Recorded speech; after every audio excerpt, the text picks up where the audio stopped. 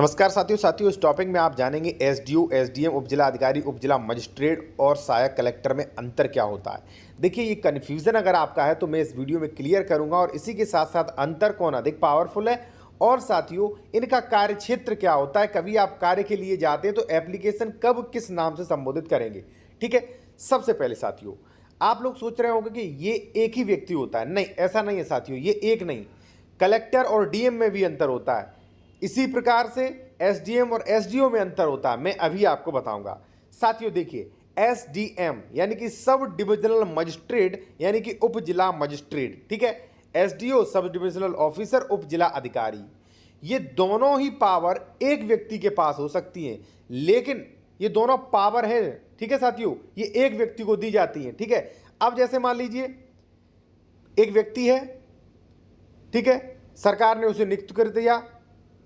अब आप गए कृषि कार्य के लिए, ठीक है, एसडीओ से गए, ठीक है, उपजिला अधिकारी से गए। अब आपका साथियों कोई कृषि कार्य है, मान लीजिए कोई बंटवारा का संबंधी मैटर है, कोई कब्जा कर रहा है इसलिए आप गए हैं। ठीक है, मान लीजिए आप बेदखली के लिए वाद कर रहे हैं, धारा 24 का वाद कर रहे हैं।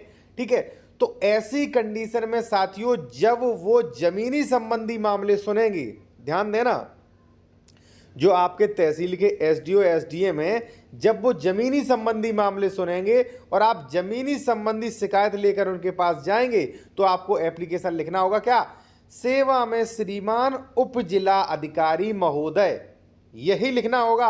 अगर मान लीजिए आपने सहायक कलेक्टर लिख दिया तो एसडीएम समझ जाएंगे कि आप बेवकूफ हैं और प्रार्थना पत्र भी आपका गलत हो जाएगा। ठीक है, तो जब भी वो व्यक्ति एज आ पद पे रहते हुए जब वो जमीनी संबंधी मामले देखते हैं, मान लीजिए धारा 24 हो गया, मेड़बंदी संबंधी हो गया, बंटवारा संबंधी हो गया, बेदखली संबंधी हो गया, ठीक है, घोषणात्मक वाद संबंधी, यानी कि जब वो जमीनी संबंधी मामले यूज करते हैं तब वो रेवेन्यू की पावर यूज करते हैं, तब उन्हें कहा जाता है सब डिविजनल ऑफिसर यानी कि उप जिला अधिकारी। और आप जब भी ऐसे कामों के लिए जाएं तो लिखे सेवा में श्रीमान उप जिला अधिकारी महोदय, निवेदन है कि हमारी जमीन पर फलाने व्यक्ति ने कब्जा लिया, तो उप जिला अधिकारी कह के संबोधित करेंगे। ठीक है, अब वही व्यक्ति के पास मान लीजिए पुलिस ने किसी को गिरफ्तार कर लिया 151 में, तो 151 की जमानत होती है तहसील में, ठीक है, एसडीएम के यहाँ।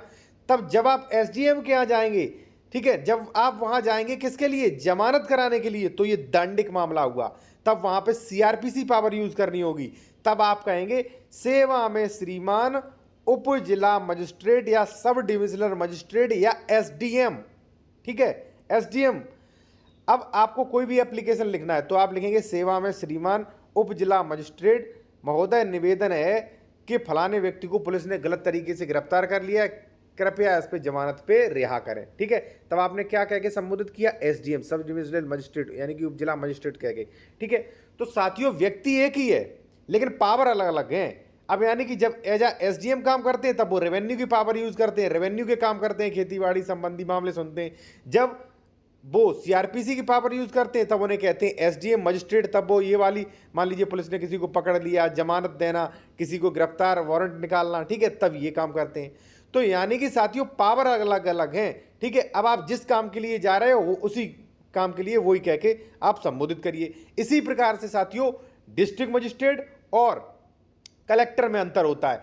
एज अ डीएम उनके पास कई पावर होती है, मान लीजिए कहीं दंगा हो रहा है, मान लीजिए 144 लागू करना, ठीक है, मान लीजिए वहां पर लॉकडाउन करना, ठीक है, एज अ डीएम, मान लीजिए परमिशन देना, ठीक है, तो ये ऐसा डीएम पावर होती है। अब कलेक्टर, वहीं अगर आप कलेक्टर शब्द यूज कर रहे हैं तो वो जब रेवेन्यू संबंधी मामले सुनते हैं, मान लीजिए खेतीबाड़ी के मामले सुनते हैं, ठीक है, जैसे मान लीजिए धारा 34 का है, कोई अपील है एसडीएम की, तब उन्हें कहेंगे कलेक्टर साहब। तो दोनों ही पावर अलग अलग हैं। ठीक है, अब अगर as a DM power use कर रहे हैं तो इसकी सारी पावर सीआरपीसी में दी गई है।